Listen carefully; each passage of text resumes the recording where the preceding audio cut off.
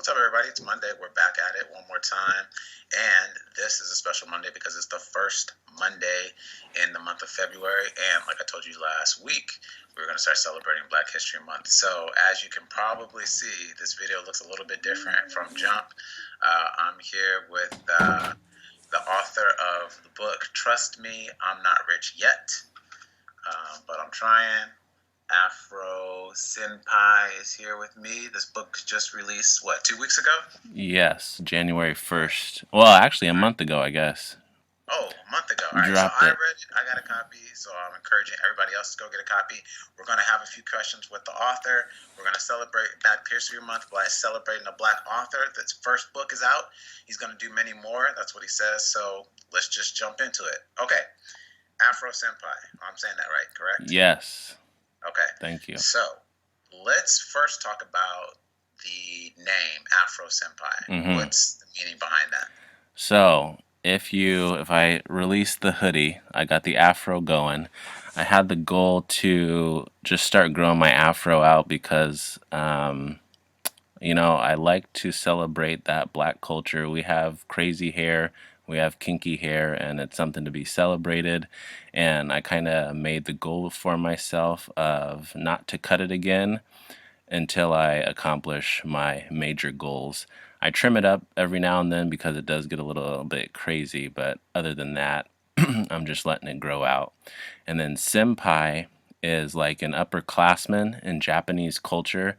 I'm really big into anime, and so the sensei is the teacher and the senpai is the upperclassman. And because I don't know everything about the things that I'm getting into, I'm just a little bit more knowledgeable of the average person because I've been reading up on it. So I call myself senpai. Instead of sensei. Very nice. Yeah. I love it. I love it. Yeah, I totally dig it. And I wish I could rock the afro, but those days, unfortunately, have passed me by. So I just want to go into a couple questions here about the book. We won't keep everybody for too long. We could probably talk for an hour about this book. But so you talk about, your name and how you're not the ultimate teacher, but you're kind of learning and you're on this path. Yes. So tell us about the impetus for the book. Why did you decide to write it? What were sort of your driving factors? So I had a goal.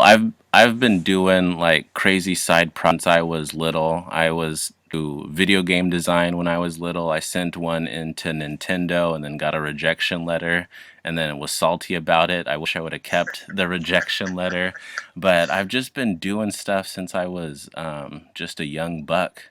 And one thing that I wanted to get into was just writing a book because I have knowledge to impart, and what better way to leave something behind than in a book where somebody can pick it up, because so many books have inspired me to do something, and I know that just having something physical for somebody to get into 5, 10 years from now can also lead them down the path of doing something that they want to do.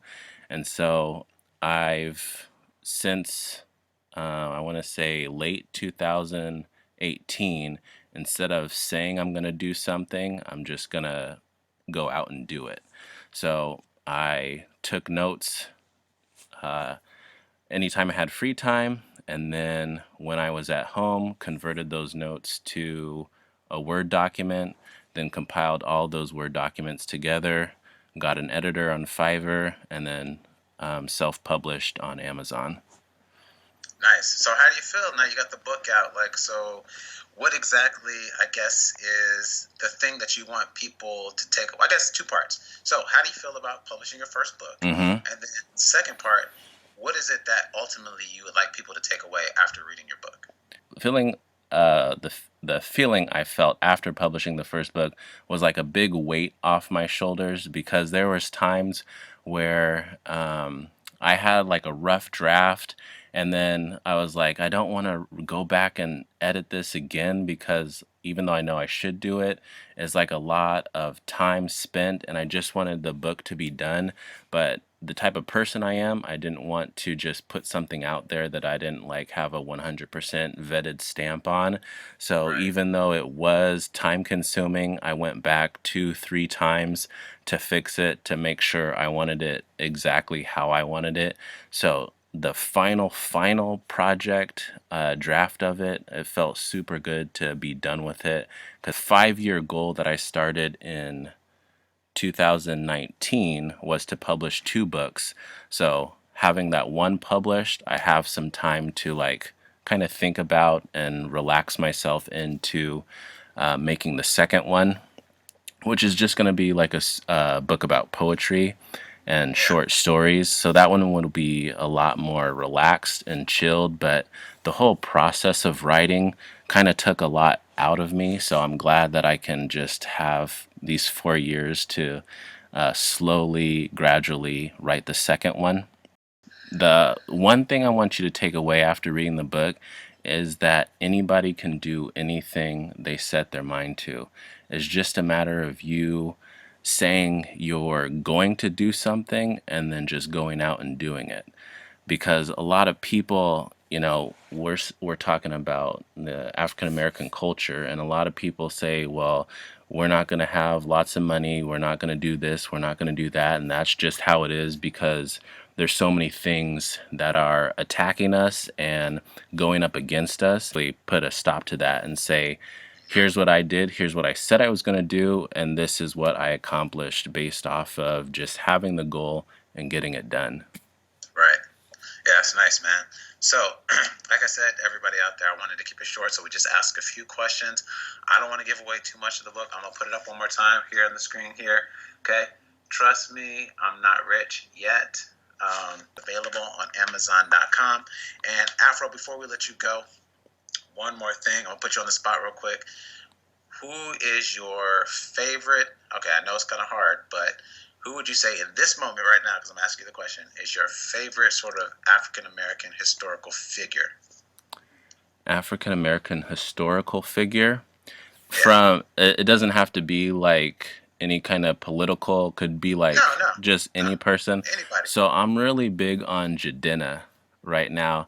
Okay. If you guys don't know who Jadena is, he's a Nigerian African American artist, rap artist who's done Chief Don't Run is one of his big albums that came out in the past Yeah. 5 years.